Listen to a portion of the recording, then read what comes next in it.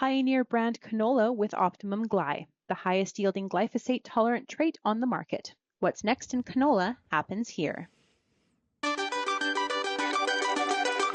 Good day, and welcome to Wheat Pete's Word here on Real Agriculture for Wednesday, October the 9th. On this episode of The Word, Ontario is having a heavenly harvest. Hey, we've got some updates. Is lodging looming? Gotta listen to that one. We've got agronomy updates, and at the end, I'm hoping to get to it's not about winning, it's about improving. Let's go!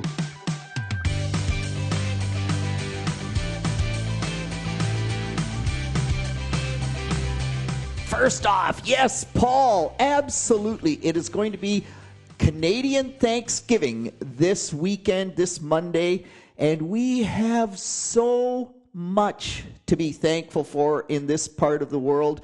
We're not being evacuated because of hurricanes. Harvest is just incredibly awesome this year. It's almost heavenly because the soils are dry. We're not causing compaction.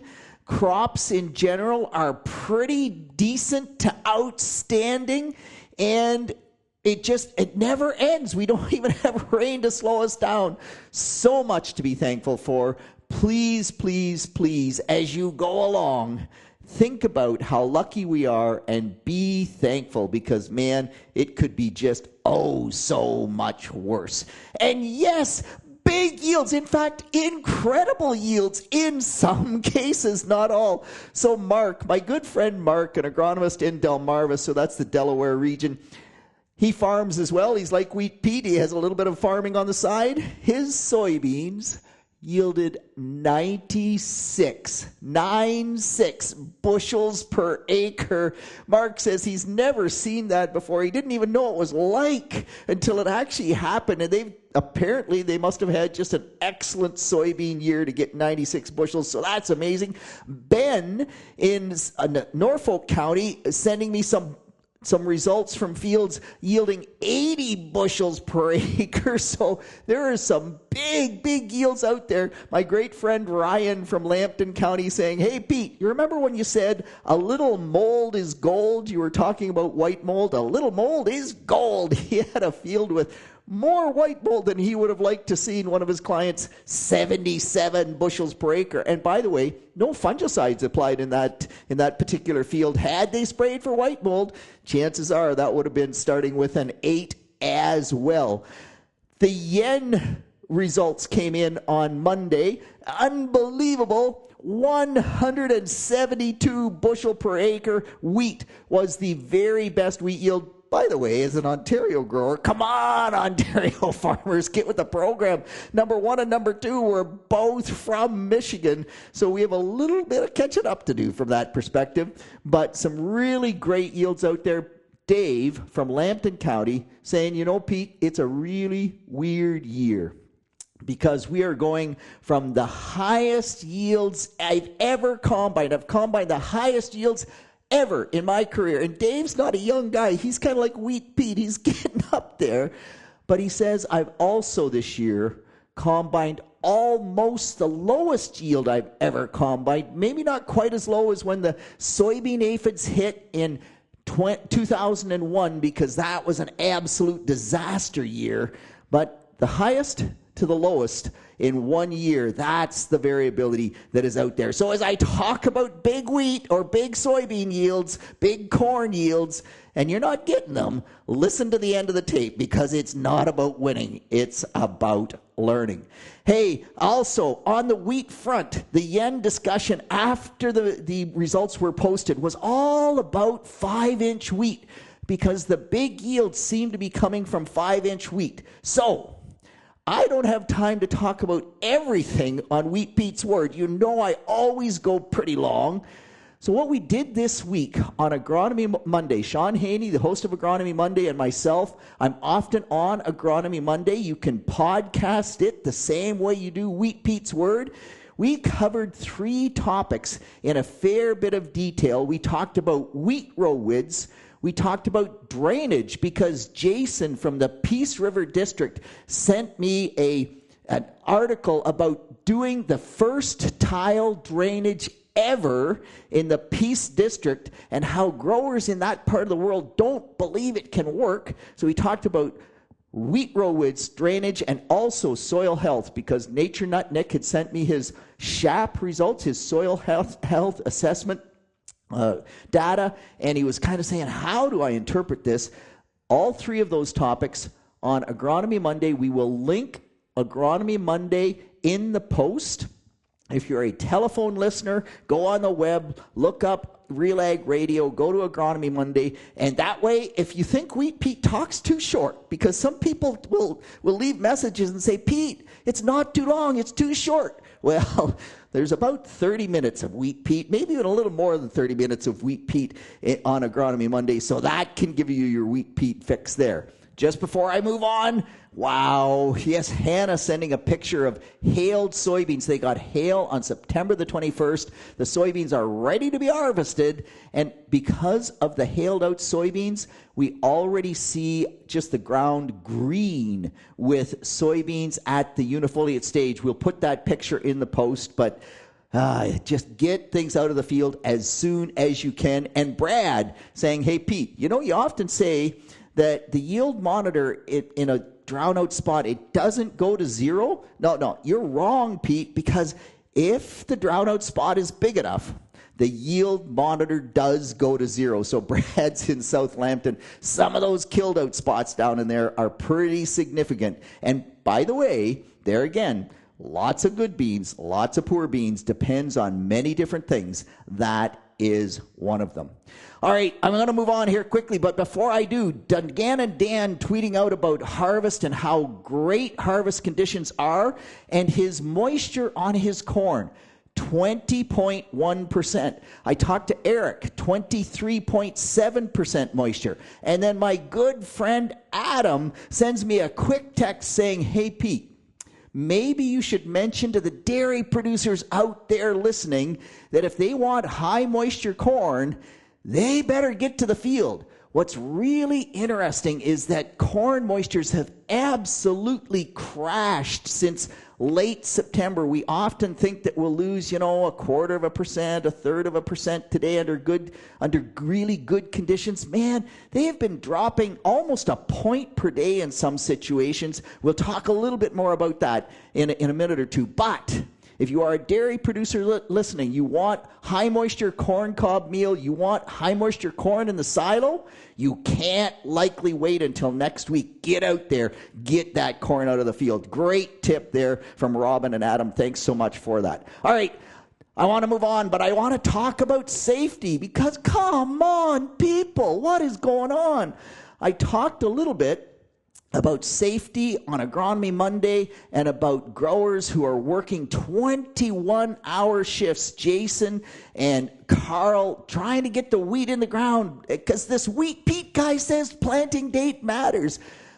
Absolutely, planting date matters, but please, please, please be safe.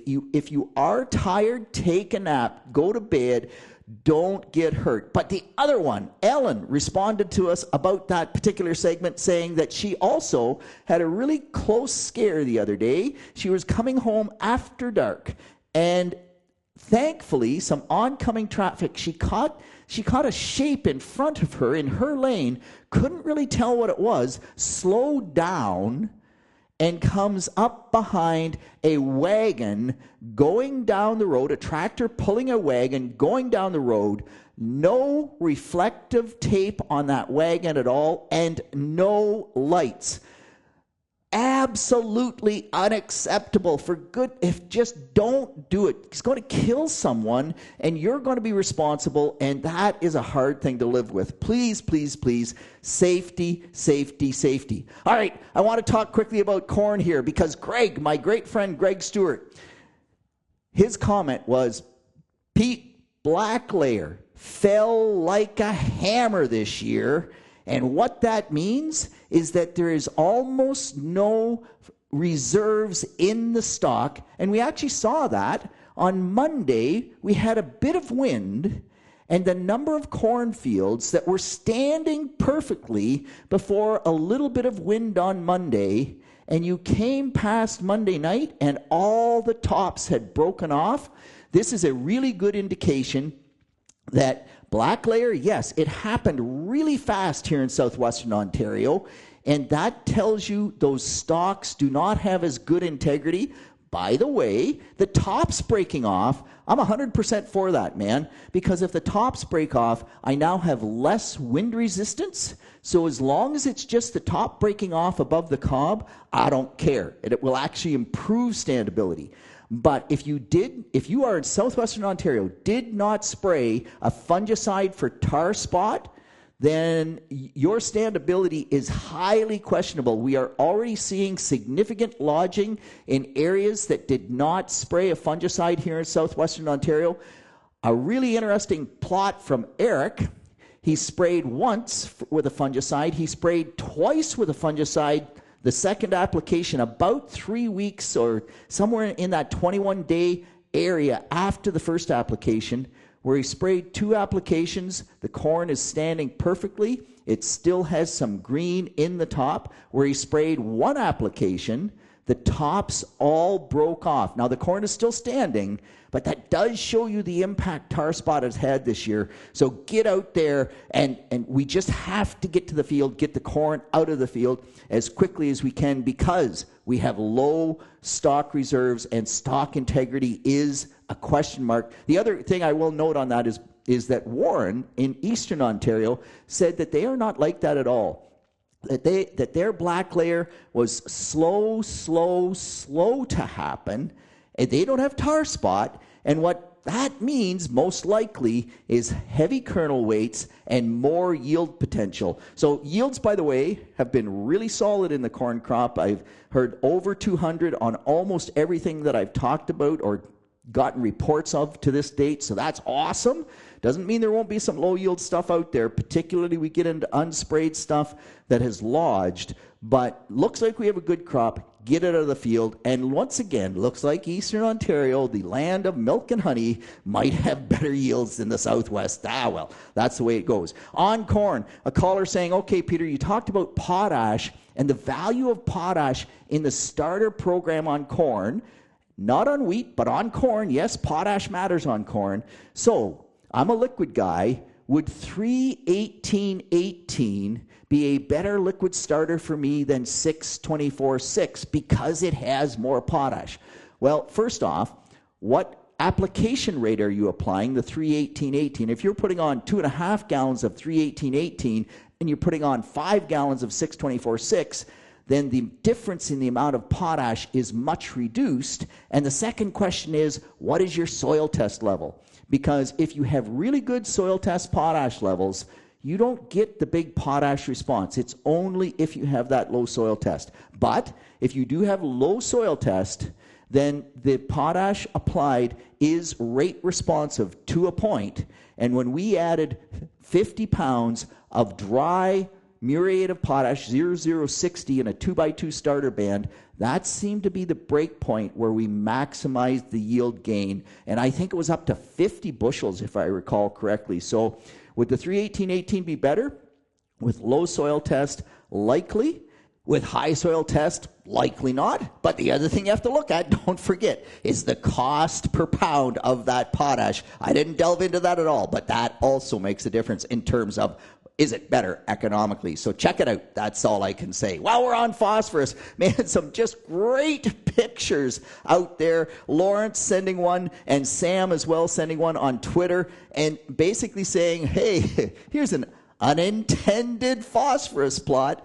Whatever happened, they forgot to turn the fan on or ran out. But man, can you see the difference in the wheat crop where we do not put phosphorus with the seed? It's just a reminder, but it always astounds me how some people, that's like new news to them. No, you plant wheat in the fall, there are 3 things that are important beyond planting date, and that's phosphorus, phosphorus, and phosphorus. It makes such a massive difference. On that note, Dale's saying, hey, Peter, so I don't have fertilizer capability on my drills, so I spread my phosphorus and a bit of potash, but I'm worried about the residue tying it up. I want to no-till wheat into the soybean residue, but I'm wondering if I need to work it so that the residue does not tie up the fertilizer I spread.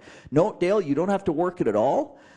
Residue ties up nitrogen, but nitrogen in the fall really doesn't matter, and there's not much there. Only 11 pounds in the map if you spread 100 pounds per acre, so it won't tie up the phosphorus and the potash. In fact, phosphorus and potash is going to leach out of that residue like crazy. So nope, don't need to work it in. That's not an issue. Drive on. Andy saying, hey, Peter, man, I planted my wheat, and I've got all these volunteer beans coming up, and won't they be stealing nutrients from the wheat? Should I go out there and should I control those volunteer beans? First off, Andy, what kind of a combine do you have to get, that many volunteer soybeans? I'm joking a bit. We all get volunteer soybeans.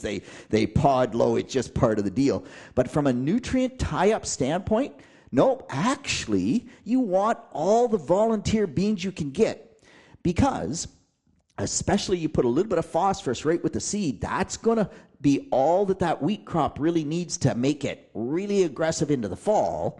And there's some residual nutrients, some nitrogen, and some of the potash and the phosphorus that's leaching out of the soybean residue that is not close to the wheat seed. So those volunteer beans are going to pick that up, and they're going to hold that going into the winter, and then the winter will kill them, and guess what? They're going to release that as they break down, and those nutrients are going to be available, hopefully, for the wheat crop as it breaks dormancy. There was a while that we were actually looking at planting tillage radish with the wheat seed. There was a few growers further south who said that they actually got increased wheat yields when they did that, because if there was any residual nitrogen, the tillage radish would soak that nitrogen up. It would die over the winter, and then it would release that nitrogen to the wheat crop next spring when it actually needs it. We generally don't see that because we don't have enough time for the tillage radish to do much growth. But those volunteer soybeans, don't kill them. They are actually helping you with nutrient cycling. That is all a good thing. And just to finish up on wheat, Brian's giving me a call saying, hey, Peter, so we cannot find moisture till we hit 2 inches deep. Do we plant wheat to moisture, or do we just put it in an inch or an inch and a quarter and wait for rain? Good for a chance of rain on the weekend.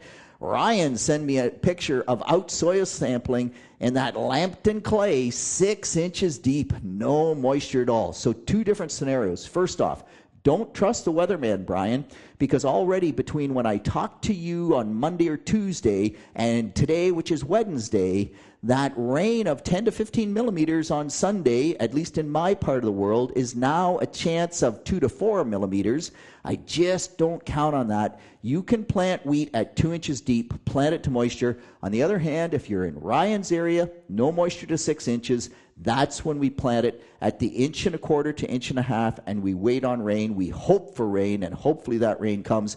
You can plant wheat up to 3 inches deep. I've talked about this before, but certainly 2 inches, no problem at all. All right, I want to finish up here quickly. First off, a huge thank you to everyone who is firing me just little tidbits. A grower saying, sending me a message saying, hey, Peter, you talked about gratitude. Feeling gratitude and not expressing it is like wrapping a gift and not giving it. I really like that. Darren saying, hey, Peter, I've heard you say, everybody in Western Canada should have a stripper head and a disc drill. Well, I did both of those things. And then I heard you say seed early.